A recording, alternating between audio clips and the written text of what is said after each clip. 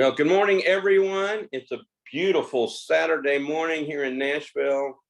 It's a Grand Prix weekend. I don't plan to be driving in it because my car broke down and the pit crew couldn't fix it. So anyway, I will not be driving this this weekend. Zach Young, our council member, our guest today. Are you going to be driving this weekend? Not in the Grand Prix, no. No, but you are going to be driving, I assume. Yes. I mean, you have a car that works. Not of anywhere of note, but you know, to and fro, here and there. Well, so you are the council member representing the Goodlettsville area. That's about as far north as you can go, I guess, in our council, just in all our council districts, unless you include Jolton. Maybe that's further north. But and North Madison as well, the northern edge of Madison as well. Have you all compared that? Have you drawn a line across? I've never actually looked at it enough to know who's the furthest north. But you represent a whole different city, which we're going to get into in just a minute. Yeah, I think technically District 1, since it does go all the way up to the very top of Jolton, is, if we're looking at our at a map or a globe, yeah, it is the farthest north. Yeah. You know what we should do, or maybe we shouldn't. I'm interested to see where this goes. We should have a race around the county, or race around the city, whatever you want to call it. A race around the city, a race around Metro, and you follow along, and you have to. It's whoever completes it fastest. You have to follow all the way along the borders of the county. What do you think? I think that might be better to do on bicycle or e-bike, maybe. Well, that's true. You can. I don't know how far that would be. It'd probably be like 1,000 miles, as big as our county is. Okay, well, maybe we could do it by bicycle. I don't know. I mean, you sounds like you're having car trouble. Maybe you could do that while you're out of a car. You could maybe. I'm going to think about it. Okay, I'm going to think long and hard about it, and then I'll let you know whether this is a good idea. Appoint a special committee to look into it. I will appoint a committee. So Zach Young is our guest today. He is the council member representing District 10, and that's got the Goodlettsville area. And have you got part of Madison in it? Exactly what does District 10 include? Yes, well, so for now, with the current district, not how the districts look after redistricting. If you're going up Gallatin Road in kind of between Madison and Rivergate area, it starts once you cross the railroad tracks right past Town and Country Ford, and goes all the way up to the Sumner County line. And then if you're coming up Dickerson Road, it starts right about where Campbell Road meets Dickerson, and then Campbell Road coming on over to Apple Valley, and that's kind of the line. In fact, right through there, it's District 10, District 3, and District 8 kind of all come together and intersect. But after the redistricting, the new districts take effect, it'll come a little further south and catch down to Highland Heights or Highland Drive or something like that. A little further south of Apple Valley, and the Lowe's in Rivergate, Madison is a good landmark to use as far as kind of where the line is. And Vice Mayor, you're muted, I think, because your mouth moved, but we didn't hear anything, which is kind of a dream of mine at council meetings, to not hear your voice when your mouth moves. All right, well, thank you. All right, so now muted. All right, so we are now ready to officially start, but you just gave us the boundaries of your district, which I think is interesting, and we can talk a little bit more about the rezoning going on. Welcome, everybody. Our guest today is Council Member Zach Young, who is the council member from District 10. He's the best way to describe the area is probably Goodlettsville and part of Madison. Zach, we're really glad you're here. We've got a couple of people on, elected officials. We have John Rutherford, council member, so don't speak ill of him while you're talking. And Brenda Nguyen, our county clerk, is on. And who's also a constituent of mine. And Brenda already has put a message in the chat box about the best council member because she lives in your district. Yeah. All right. Yes. All right. So a beautiful Saturday, again, beautiful Saturday morning. A lot of stuff happening downtown. If you want to risk going down there, there'll be a bunch of cars going very, very fast around a track downtown. There's stuff in the river going on. Sounds like rush hour normally, Jim. Yes, it is rush hour normally, but these are cars that are supposed to be going that fast, so they don't get stopped. And we did have a council meeting this week on Tuesday night. It didn't go as long as I thought it was going to last, but there were some major things that got taken up, including a lot of discussion about the Republican National Convention. And then there was lots of talk about an entertainment commission that is still being discussed, and the bill passed on second reading. So I assume at the next meeting we'll have even more discussion on that. So council member, the first question I have for all my guests is, tell us a little bit about yourself. Where are you from? And what have you been doing all these years to become the council member from District 10? And you also should explain that you also represent Goodlettsville on the city council. Right. Yeah. All these years. Yeah. Way to make me feel old. Well, I've lived in Goodlettsville my entire life. I've never lived anywhere else. And since 2012, have served on the city commission in Goodlettsville, which Goodlettsville is unique. It's not unique because it's in two counties. It's unique because as a city that's in two counties, it's the only one that one of the counties it's in is a metropolitan county. So I have two mayors. I have the mayor of Goodlettsville and Mayor John Cooper. But I first got elected in 2012 to the Goodlettsville City Commission, and those are 4-year terms, and we're elected to serve the city of Goodlettsville at large. And the city of Goodlettsville is just under 17,000 or right at 17,000 folks, but that includes the Sumner and Davidson County sides of it. And as far as the land and the population, it's split kind of 50-50 as far as the counties. It's kind of interesting that it how the county line really just runs smack dab right through the middle of it. And we have an annual budget, including the sewer, of close to about $30 million in Goodlettsville. And then the council district was elected to that in 2019.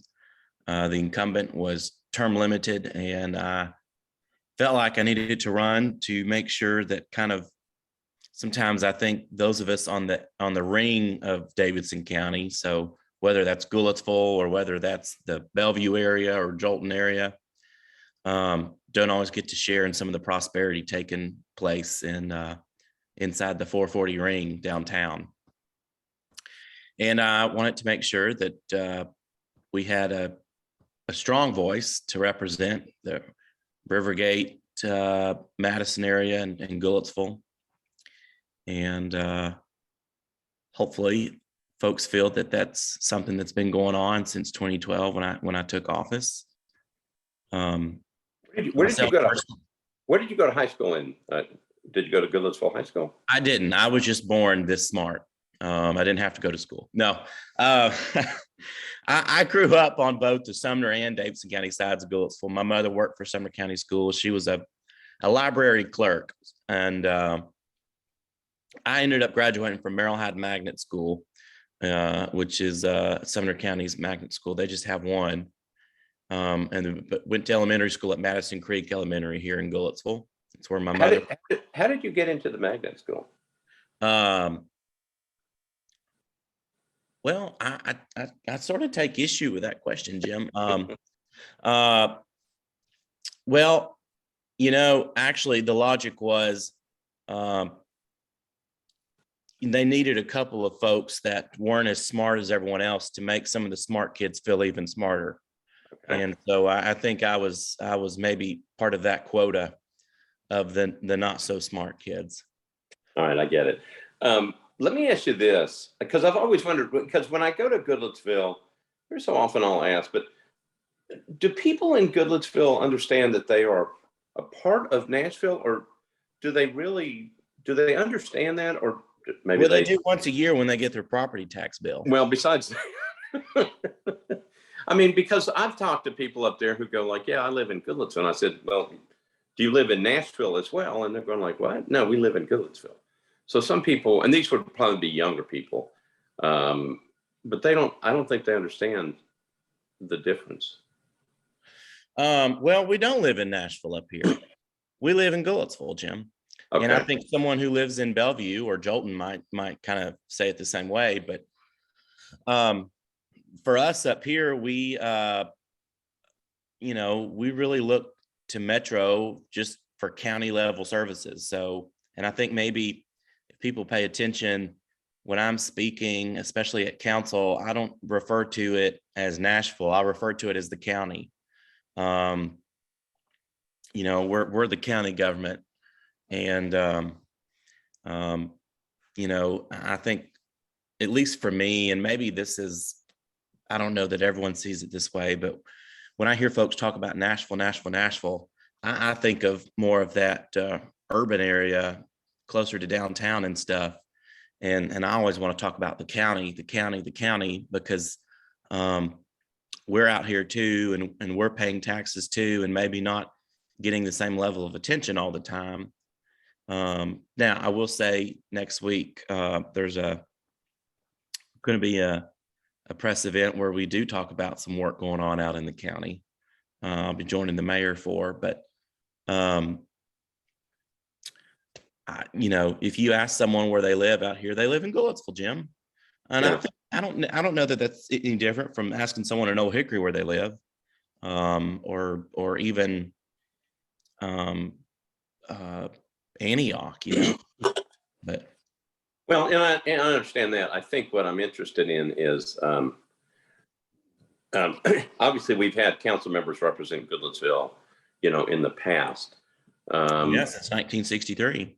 Yeah, this one, but for your purposes, I'm not sure if we've ever had a city official who is on the Goodlettsville City Council, also in the Metropolitan Council.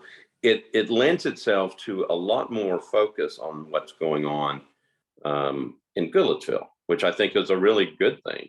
How do you make that work? How do you try to figure out how to not only serve on the city council in Goodlettsville, but how do you take that role and represent and advocate on behalf of things that are going on in Goodlettsville, things that they Sure. need?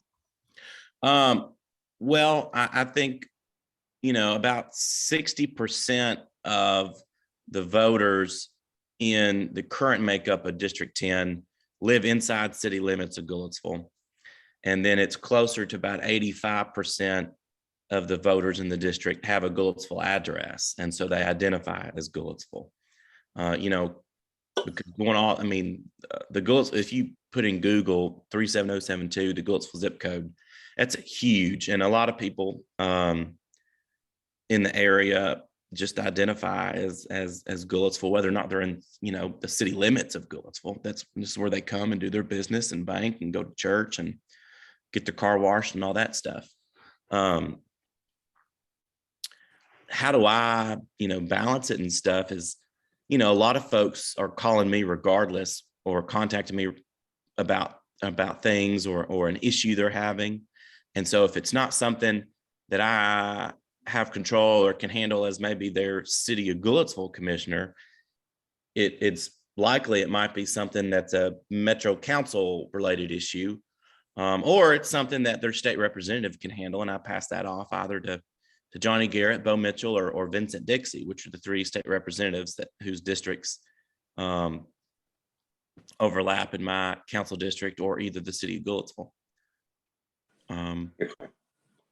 So I mean, you're getting a really good perspective because you have two roles of what issues are going on and where they go. So for people who don't fully understand this, in terms of the services that you all get, I mean, you have your own respective city, so you have your own police department and you have your own fire department. What services besides us sending you a tax bill, and everybody paying it, what are the services that you're getting out of Nashville?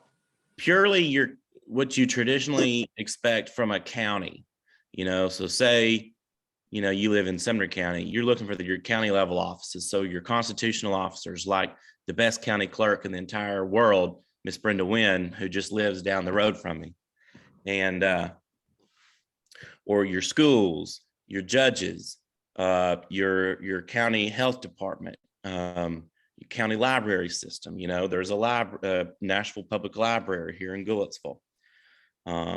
And Goodlettsville has it worked out with Nashville that even if you live on the Sumner County side of Goodlettsville, you can utilize the public library in Goodlettsville, even though it's operated by Nashville. The sheriff's department, your EMS, your ambulances and whatnot. So we really only look to Metro for those county level services. But it's also important to talk about, because there's a lot of my district that's not in the city limits of Goodlettsville, and that it is Madison. And that's a really exciting area, especially the northern part of Madison and Rivergate area. And it looks to Metro for police and for those other level services. But it is in the GSD, so it's not getting the higher level of service that folks in the USD are accustomed to and pay for.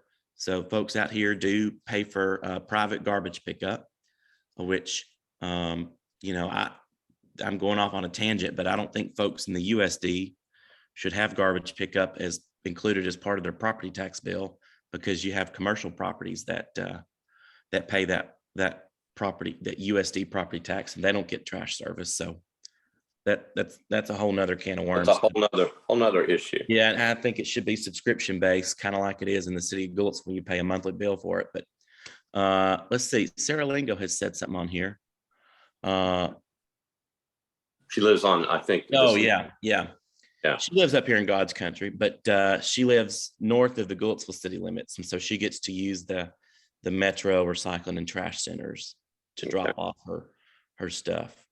All right, let me ask you this, and we got some good questions over the week, and I'll get to those in a minute, including Rivergate Mall. But tell me, so for people who have never really spent any time in Goodlettsville, what would you say about it? What should people go through Goodlettsville? They go through I-65 going north, and there's all that stuff, and then you've got the Vietnam Veterans Parkway that goes off and heads to Hendersonville and Gallatin. But if you were selling Goodlettsville, to a couple that was looking to move to Nashville, but had never heard of Goodlettsville, what would you tell people about Goodlettsville? Well, interesting you use that hypothetical, considering my day job is I'm a licensed real estate agent. So give me the spiel. Yeah. Speaking of which, Jim, it's a really great time to buy a home and to sell one right now. Besides that, give me the spiel. The spiel is, what I really love, and it's funny you asked, because I was talking to a new client yesterday, and they asked where I live. They're moving from out of state, and they asked where I live, and I told them, and they said, well, why have you stayed there? If you've lived there all your life, what's made you stay there, build a house there? What is so great, and why do you like it? And my answer typically is, number one, the convenience of getting downtown if I need it. I can hop on the interstate on I-65 and be downtown in roughly 13 minutes. However, we are far enough out that it is more of a suburban feel, and it is a smaller, close-knit community feel, because it is. And then also with Goodlettsville, you just get a higher level of service than you do if you are out in the county per se. You know, you do have the local police department, the local fire department. You have, you know, here in Goodlettsville, an exceptional parks department. You know, we have Moss Wright Park, which is gorgeous and has beautiful walking trails and tons of ball fields for children, and the historic sites within it. There's P Park, which is behind my neighborhood with a splash pad for children in the Goodlettsville Community Center. And then also Goodlettsville's convenient to Kentucky. If you want to go to Kentucky, you know, we're not that far from getting up to the state line, and there's all sorts of fun things to do up there. And we have the Rivergate area to do your shopping. You know, Dillard, I love the Dillards up here. I've been to the one in Green Hills. I just particularly really like the Dillards up here. Dillards is not sponsoring me to say that. I'm just happen to be a fan of Dillards. Well, talk about Rivergate Mall. Sure. So that's in your district, correct? It is. Okay. So what is going on there? There is, I mean, if you get off of the exit and you go to Rivergate Mall, I mean, I used to go to Rivergate Mall when it was truly a mall. What's happening in there now, and what is going to happen in terms of that development and how it's going to impact the rest of the area around it? Sure. Well, I think as anyone, you know, can see, large, you know, indoor shopping malls are just not what is popular and have been popular in the last 10 to 15 years nationwide. You know, it's not just here, except in very unique niche circumstances, you know, such as Green Hills. But even if you look at Green Hills, they've been doing more of where you access it from the outside and you see what's been built around there, and it's not indoor shopping mall sort of stuff. It's more of the outdoor strip mall like, or where you can access it, the store, without having to go in and walk through past all the other stores. Rivergate has the ownership team there out of Atlanta, Hendon Properties. They have been working to they realize where we're at as far as the economy and what works and what doesn't with malls. But there's a lot of opportunity at Rivergate Mall because there's many acres of parking lots sitting there. And those parking lots sitting there are ripe for some sort of development. And, you know, we need more multi-use development up here, because we've gotten to a point where, you know, in the 90s, 80s, people liked the idea of a destination shopping mall. And so folks from Kentucky would drive to Rivergate to go shop, or, you know, folks maybe in Murfreesboro would drive up to Hickory Hollow to go shop. And you had just sort of these regional shopping malls. And now we're to this point where folks want to be able to do their shopping and do things close by, and even in walkable distance, or being able to get there via public transit. And so the mall's working on some things. One of the challenges to Rivergate Mall is, if you ever look at it on the parcel maps, it is cut up into many jigsaw looking puzzle pieces, and it's not all owned by the mall. You know, Dillard's owns their store and a bunch of parking lots around it. The former Macy's site is its own piece of property and its parking lots, and I'll circle back to that here in a second. J.C. Penney's owns their building and all the parking lots around it, and it's just kind of all jigsawed together. Now, for things that are happening in the immediate future there,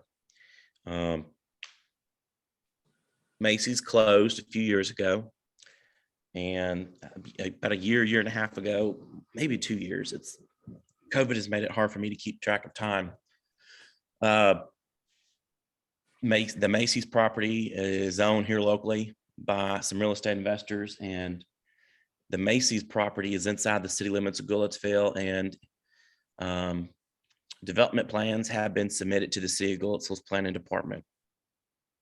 That would include demolishing the existing building that is we've known as Macy's, and building, I think it's around 400, I can't remember off the top of my head, market rate apartments, but in a mixed use way, in a more urban looking design. So with a parking deck, meaning a parking garage built inside of it, and first level space for commercial and retail. I honestly think that is kind of the best direction for the mall property to head, because to support the existing retail that's there and to continue to attract more retail and more restaurants, which is one of the number one things I hear from people, is we want some more options for restaurants and whatnot. You've got to have the people living really, really close and right there. And this is a great way for them to build some apartments where folks can live there and walk to different restaurants, walk to a book, or not a bookstore, that might be a bad idea. Walk to a coffee shop or walk to dinner. And that investment and that development, I really think, is going to spur other people to want to do the same thing, because you think of all the parking lots up there that's available for things to happen. Well, let me ask you about two things. One is, because I don't think I've been in Rivergate Mall in a long time. Okay. I tend not to go into malls like that. Just because. Malls like what, Jim? What do you mean? Malls, well, like I don't go to big shopping malls. Okay. So like at the, I just don't do it. I'm more of a person that you talked about, that I have a destination place. I usually just go to that and then come back, and I don't necessarily go park in the mall. Now, I was in the mall at Green Hills last week because I had to pick up some shirts, but I went to the one store that I was going to, parked right next to it, went in from the outside, went to the store, and then came right back out. I just don't spend a lot of time in shopping malls. I spent some time in the Global Mall, which was the old Hickory Hollow Mall, when it had. We now own. Say it again. What? We now own. That we now own. Yes, that's correct. We is in Metro Nashville. Yeah, that's right. And there were very few stores in the mall, in the Global Mall, when I went in. What's in Rivergate right now? It's not, Dillard's is still open, but what else is in the mall? If you were to go in the mall, is it, are there some stores in there? Is it full? Oh, yeah. Yeah. I mean, you know, some people try and push the narrative that Rivergate's a dark mall and whatnot, but Rivergate has plenty of stores that are operating in it. Now, are they the stores that were there in the 90s and stuff? No, you know, a lot of them are locally owned and small businesses and whatnot. And Gloria Jean's Coffee is still there. That's something I remember as a kid, right there in the middle of the mall. And there's the Guitar Center. Yeah. Okay. Yeah. If you're a music person, the Guitar Center, I forget about that one a lot, because I'm not blessed with any sort of musical talent. So not much. Neither am I, but my grandkids love the store. They're both autistic, and and the people there are so very welcoming. Very cool. Awesome. Thank you, Brenda. There's some furniture stores and clothes stores and jewelry stores. You know, just all sorts of different shops. People still walk. People still exercise and walk in that mall every day. Yes. Now I can share some veiled information without going into too many specifics of something very, very, very exciting and new coming to the property. I carried a rezoning bill at council to rezone just a small sliver of a parcel, because all of it is inside city limits of Goodlettsville, which has its own planning and zoning jurisdiction, except for one little sliver of property that across from where Sears was is the old Rivergate 8 movie theater. And then behind it is some land that's actually sort of forested and brushy between the movie theater and Vietnam veterans. And then from that property all the way down to where the park and ride used to be behind Target. That movie theater will start being demolished here in the next near future. And there is a large 100,000 square foot building that will be constructed, and a national wholesale club will be constructed there. That's very veiled, but I get it. Well, How soon is it going to show up? I believe the closing on the property happened this week or last week. And unless something has changed, and I could be remembering this wrong, they hope to be open in third quarter of next year. So approximately a year. Yeah. But that will be very exciting. That will be a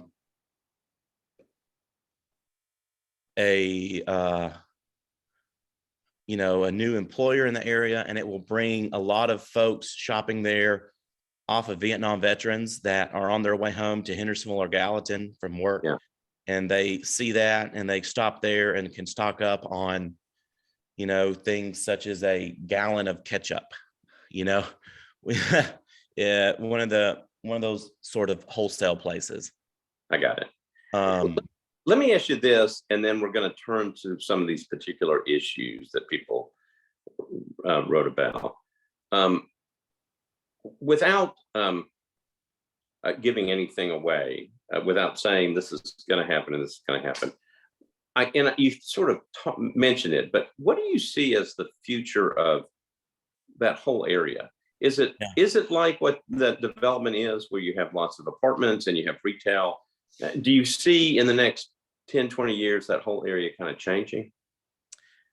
What I see and what I've tried to use as a guide for when property owners and real estate developers contact me is, one, there is still a little bit of existing land that has not been developed up in the Gallatin Road corridor. Not directly. So there's some home building about to get started on some of that land, especially on Liberty Lane, which is off of Gallatin Road. If you turn where the Boswell's Harley Davidson shop is, the road actually goes up under Vietnam veterans, and it's kind of in this land that's been sitting there forever. Some home building will start back there, but then also actually on Gallatin Road and on that Gallatin Road corridor, a more higher density right on Gallatin Road and more of that urban sort of design, because Gallatin Road is a large, it is a 5-lane state road, and Gallatin Road has been identified as a high capacity transit corridor. And if we are going to have a transit system in Nashville on our pikes and corridors, we've got to have the density on those corridors to make sure that transit is sustainable and can be supported. And, especially as a real estate professional, I think about and get to hear every day about the affordability of purchasing and buying a home. And our number one problem we are up against is the lack of inventory. And that is a lack of inventory of market units. That is a lack of inventory of affordable units. There's just a severe lack of inventory of places to live. I'm excited that the pilot, which is payment in lieu of tax agreement, was just approved at our last council meeting for Stonebridge Lofts, which will be 300 and I forget, I think it's the low 300s of affordable units to be built right on North Main Street in Goodlettsville at 60% AMI, which is area median income. So one of the things we struggle with, and Jim, you know this, and I'm sure Councilmember Rutherford's still on this. He here's pushback on this. A lot of times people hear affordable housing or workforce housing, and they have this really, really negative connotation in their head of what it is and the type of person who lives there. And when you look at AMI, which is our area median income, it is artificially inflated to a large number because of zip codes and areas like Green Hills and Belmead, where those incomes are just light years higher than the true median income of what people in the real world and the real middle class are making. And so when we're building and helping developers with affordable housing, that's housing that a police officer is going to qualify to live in. That's housing that someone working at our county clerk, Brenda Nguyen's office, some people with very respectable, very good jobs that are working hard, but are making less than $60,000, $70,000 a year. And believe it or not, those are incomes that can qualify to live in a lot of these affordable housing communities or units that we're building. And so it's disheartening. And sometimes I feel like I'm banging my head against a brick wall, trying to change the conversation and change the idea that a lot of folks have when they hear affordable housing. Because a lot of folks that are against affordable housing or are vocally against it are oftentimes folks that would actually, qualify to live and qualify to live in one of those units. And so while I'm excited that there's a lot of development coming along the Galton Road corridor, right now, all of it is market rate. And the market rate for apartments is, it's more than my mortgage on my home. And we just need to, I think, as a community all across Davidson County, do a better job of incorporating a diversity of housing options and not trying to put all of the sorts in one type of place, and have some market rate units mixed in with affordable units.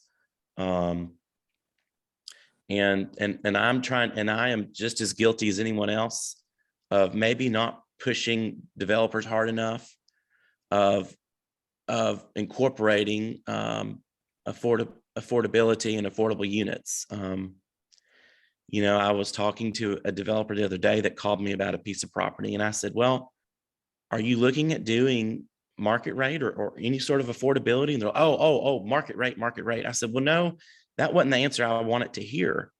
I have folks that work at Walgreens across from my house that have to drive all the way to White House or Springfield because that's where they can afford to live, to come work at Walgreens making less than $20 an hour, filling jobs that you and I need to be done. We need our prescriptions filled. We need to be able to go and buy. I admittedly was at Walgreens last night because I had a friend over. We were watching movies, and I was in there getting a bunch of candy. So maybe I would have been all right if Walgreens didn't have any employees last night. It meant I wouldn't have eaten candy. But that's a story for another thing. Yeah. Of the candy. Well, take the discussion about affordability and everything else, and then tie it back to Rivergate. With all these, you're trying to find ways to bring people in and things like that, but you've got big city issues, just like, because you're in a big city. You're talking about the development and all the other stuff. Questions coming in about homelessness in the area, Madison, around Rivergate, in Goodlettsville, panhandling going on. What is happening in there? I mean, we see it obviously every day driving around the internal the corridors of Nashville, but Well, there and seems to be a problem I'll get to that in one second, but I did see a question come in from Vanessa Quarles, and I know her. She lives in my district, and she has a good question I want to answer real quick, and then I'll jump to yours, Jim, if that's okay. Sure. And she had asked, why not build more homes? And that is part of it. Right now there's at Planning Commission concept plan approval to build. I think it's to create maybe 40 or 45 lots back at the end of I can't remember if it's Twin Hills or Shepherd Hills, but it's right there along the river in Madison on some land that's sitting back there. And there's another piece of land about halfway between the river and Gallatin Road where some homes are going to get built. When I talked about Liberty Lane, those would all be homes. And when I say homes, I mean either single family detached housing or townhouses and, condos sort of things that people buy. I mean, the townhouses are really popular right now. And I get it. When I built a little over 2 years ago, I originally thought I was going to build a townhouse because I don't like doing yard work. And that might probably not come as a shock to anyone that knows me. I don't necessarily want to deal with the yard. I'm not, I don't have pets or kids, so I'm not concerned with having outdoor space. So we just need inventory, regardless, whether that is apartments for rent, townhomes, single family homes to purchase. We need that inventory, and that will help bring all of the prices. I don't know about down, but it will keep it so that the prices are not going straight up, and that maybe we can go back to a more sustainable where they're growing more slowly over time.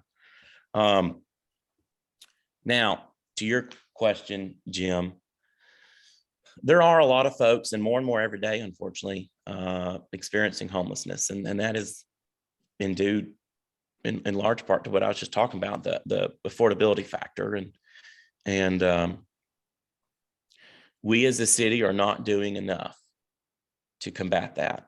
And that's been a huge conversation. I know you've led meetings and conversations on it, Jim, and we recently had the legislation. I don't know if it's last month or June. It's weird to think last month was July because it's now August.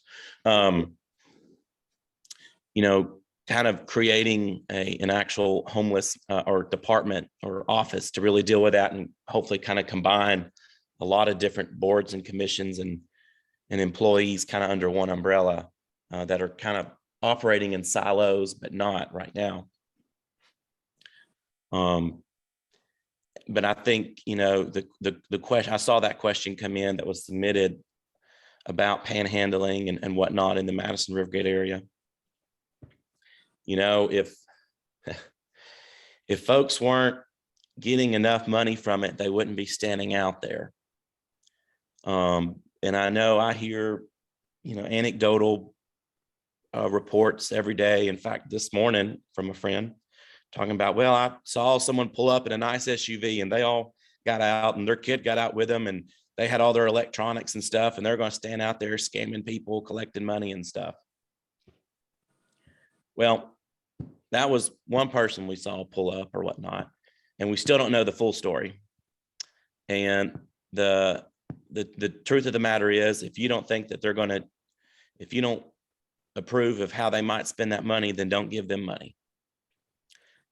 But if you feel it in your heart that maybe there are folks that you want to try and support, when you give them that money, you have no right to judge how they're going to spend that money. Now, what do we do to try and combat that and help people is doing a better job of supporting folks experiencing homelessness. I get a lot of contact or questions, emails, calls from folks about, oh, well, there's a homeless camp over on this property or whatever. Well, what folks can do is go into the hub.nashville.gov or they can call 311, or is it 411? Well, hub.nashville.gov is the best way. And you can put the location of where that camp is of the people experiencing homelessness. It's 311. Thank you, Brenda Nguyen.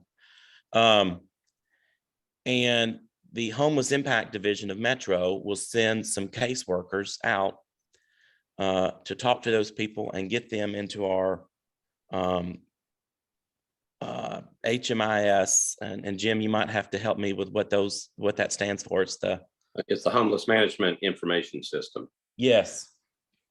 And so that's so those caseworkers can talk to those people. One, figure out, what is it they need? Why are they experiencing homelessness? Is it a mental health issue? Is it a job issue? What's going on? And then kind of, I guess, triage might be the word to use, is kind of what they do to figure out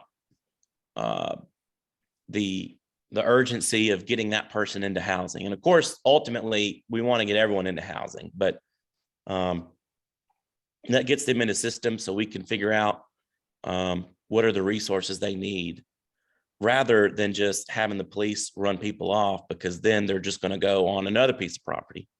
And now, that is not to say if there are folks that are being violent, that are causing problems, then that certainly needs to be dealt with. But I do get calls from people sometimes saying, well, I saw a homeless person sleeping under that bridge. Were they hurting you or doing anything to affect your quality of life or your safety? And if the answer is no, well, turn that into the hub to get a caseworker out there to see what we need to do to help that person get back into housing. The police aren't the answer. Yeah, there was a question about, can you put signs up to say you can't do that? I don't, or illegal to give them panhandle. I'm not sure whether there's any statutes on the book that say it's illegal. Obviously, you've got people that are on the street corners or on interstate corners, when you come off exits, and you can't tell exactly their situation, but we're all people. I mean, I think the idea about, if it bothers you, send something into the hub, get a case manager out there, because we want everybody to be safe, but we want everybody to have shelter and food. And so I'm not sure if you can put signs out there. I don't think we're there. And well, I don't know that there's an ordinance on the book anyway that makes it unlawful to give that money out. But what I have to remind myself a lot of times, Jim, is we have to humble ourselves, and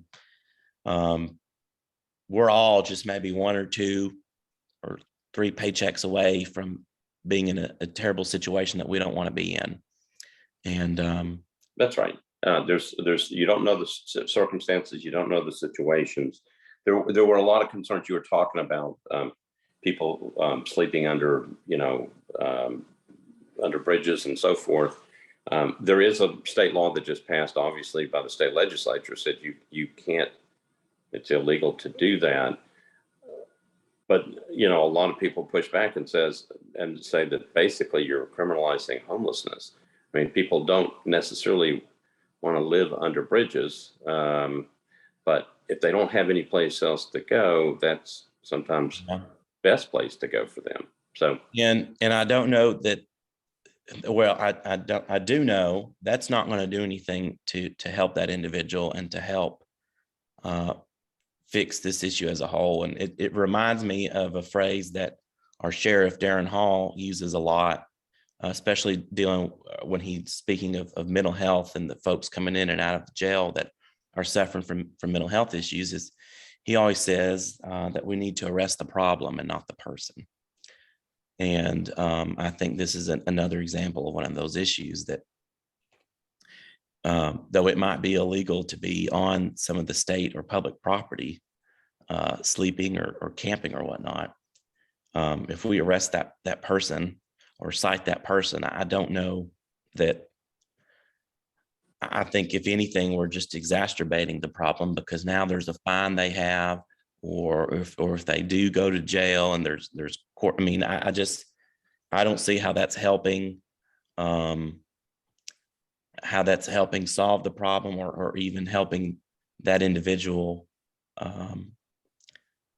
Well, I think you're get right. out of the situation and improve their life. We're not addressing the overall problem. We're just, in some ways, again, you're right, making it worse. I mean, it's not really addressing the issue, but it's a difficult issue. It's not, you can't just arrest everybody and think it goes away. No, it's proper to deal with it and to call a case manager and try to figure out a solution to the overall issue. Let me ask you about this. Somebody mentioned reckless driving. Is that going on up in? I know it's happening. It's out in Antioch. Well, I think reckless driving has decreased a lot since last night when your car broke down. So now that you're off the road, I don't know if there's any reckless folks out there. No, I saw that one that had been submitted earlier this week, and especially on the interstate. There's a lot of people driving like a bat out of hell. Wait, I don't know if I can say that. Well, that's too late now. And when it's on the interstate and stuff, that is a THP and a highway patrol thing to be enforcing, because our metro officers are tied up as it is on all the things going on in our communities and stuff. And then I'll say here in Goodlettsville, for example, where I live, which is kind of in a neighborhood behind, or diagonally behind City Hall in Goodlettsville, my house kind of sits, the neighborhood starts going up a hill. So my house sits at a higher elevation than Main Street, AKA Dickerson Road. And I'll say at nighttime, laying in bed, and my bedroom's on the back side of the house on the second floor, I can oftentimes hear people out there just pedal to the metal, taking off and whatnot. And that's mind blowing to me, because the city hall and the police department is literally right here.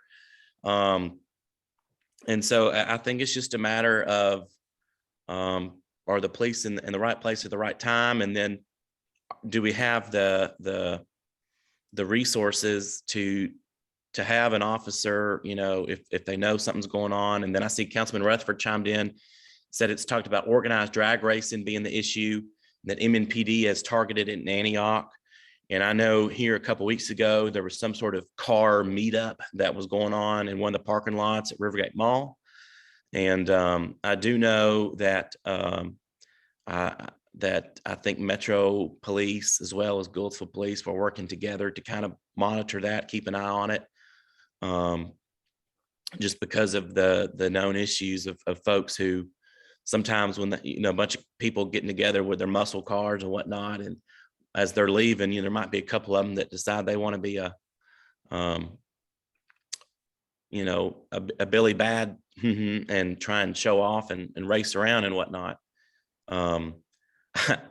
Here recently, I was talking to a Goodlettsville police officer, and there was a guy doing donuts and whatnot and at the mall in one of the parking lots, and then stopped when he saw the police officer pulling up, and the officer was like, "Man, what are you doing?" And the guy said, "Hey, did you like my driving? Was I any good?" And it is an issue, and I think it's just a matter of everyone trying to do a better job of when those drag racing meetups and whatnot are going on, that we make sure that their authorities know about it and they can kind of monitor it and whatnot. But let me ask you a couple at the end of the day, you just can't fix stupid. Well, I got it. Well, we have a few minutes left. I know a couple questions came in, and I'll go through them pretty quick. Brenda Nguyen had a question about some development going in across the street, maybe from where she lives. Do you know anything about that? Yeah, I showed her a picture of it. I thought I sent her a site plan. It's going to be some townhomes for sale, 1 and 2 story. Excuse me, I ate a Skittle. I thought you were going to talk a little longer, Jim. Sorry, I'm glad you're eating during this conversation, but that's fine. You don't want me to fade away? No, I don't want that to happen. Yeah, it has a little commercial space on the front. Nothing planned for the commercial space quite yet, but they're leaving that space there. It fronts Dickerson Road. in Goodlettsville near Vanco Manor nursing home. And I don't remember the unit count, but it'll be some the attached townhomes for sale of 1 and 2 bed or 1 and 2 story units, kind of garden style, where they'll have alleys in the back and then their lawns in between them and a little trail you can walk around and whatnot. So I think that's what County Clerk Nguyen was referring to. Is there going to be, because of the location of County Clerk Nguyen in the area, are the price values in that area down because she lives over there? No, the price values are up because people know if they experience a long wait time at the county clerk's office, they can go on over to her house and knock on the door and complain. Okay, I get it. Okay, good point. Somebody had asked. Hey, and on that note though, because there has been about a month or so ago, a little negative attention drawn to her office because of people having to wait outside or whatever. And I really don't say this because Brenda lives in my district and because she's my friend. I say this because I would say her office probably interfaces with the public more so than just about any other department in Metro. She really does do a phenomenal job. Well, actually, I take that back. Her staff does a phenomenal job and does a great job at making her look great. You are so wise, Zach. And they're so efficient at getting people through, and that office, it's amazing the volume of work that they can do with the staff they have. And I know we were able to add some staff here in the last 1 or 2 years, but the volume of work that they're doing and the number of new cars, you think of all the people moving to Nashville, and that's also more cars being registered in the county. And her staff is pretty spectacular. And so she does a good job, I think, keeping them motivated and making an efficient office. So I felt like I needed to say that since I was giving her a hard time. No, that's okay. Okay, we got time for one more question, I think, or two more, because I have to end on one. So there was a question about shelter capacity in Goodlettsville and Madison, I think, for people who are experiencing homelessness. So I know that during this last winter, there was a plan to actually have transportation from Rivergate Mall to the existing winter shelter. But is there any shelter capacity up in your area, in your district? Not to my knowledge. Okay. All right. So that is something that, Nashville is such a big place. When we're looking at things like the winter. Davidson County is such a big place. What did I say? Nashville? Davidson County is such a big place that we have to take that into consideration in terms of making sure we have transportation to proper places. Okay, here's your last question. Who is your most favorite council member that you sit next to? That came in. Usually we have a question from the comptroller when he's on, the former comptroller of the state. It's like, why is the comptroller so better looking than everybody else? And that's always been a very difficult question for most guests. But in this case, your question is, who is your most favorite council member, the one that you sit next to? Well, that's easy. Yeah. Larry Hager, Yeah. Of course. I mean, Larry's a great guy, and he's a lot nicer than Tanya Hancock, who sits on the other side of me, who I think submitted that question. Yes. So what we have to do is make sure that Councilmember Hancock, who probably did submit the question, understands what the answer is. All right. Yes. Now she's a great person to have in a district adjacent to, because she's adjacent to my district, District 9 is. And I will let people know that Councilmember Young is head of our what it's called. I call it Transportation Committee, but it's Transportation and Infrastructure Committee, at least for, I guess, one more meeting until you appoint new chairs. And you always see, if you ever watch the council, particularly Councilmember Young has the last committee report, so he gets to make the very exciting motions to approve the consent agendas, and he does an excellent job of that. I offer my consent quite a bit. That's right. Zach, thank you for being a guest today. It's been really interesting, particularly all the, I think a lot of people, they obviously we know where Goodlettsville is, but a lot of people probably don't understand the connections between the two cities and how it fits into the county and everything else. I think you've done a great job of doing that, and you've done a great job as being a council member. I think you. Oh, thank you, and well. Vice Mayor, I appreciate that you come to Goodlettsville and you actually acknowledge that that Goodlettsville exists, and I think a lot of it that might have to do with you really enjoy eating at Chef's Market. But I'm glad that you're one of the few countywide electeds that do get up here and spend some money and meet with people up here in our district and on the northern side of town. I don't always just come for Chef's Market, but I was there on Wednesday, and it was excellent. And you sent me a picture, but you did not invite me. Well, I didn't even know I was going to go. I was in the area. I was getting ready to go back, and it's like, you know what? I have just enough time to go and get something to eat. So I did. Zach, thank you. Our guest next week is Charlene Brandmeier, who is the chair of the board of NECAT. NECAT, if you've never watched television or never understood what NECAT is, Channel 19, I think it's got the other stations too, 10, and I think maybe 9. Somehow they're all connected. Shauna Lynn is the chairman of the board of that, and she is going to kind of lay out how all that works. And so I'm going to be on because I don't fully understand how it works either. So I learned quite a bit about these things and all the other stuff going on in the city by talking to people like Zach Young. Zach, have a good rest of the weekend. Everybody else have a good rest of the weekend as well. Do not be crossing streets downtown. There are fast cars going around very, very fast downtown. Everybody have fun either going down there and watching it or watching it on television tomorrow.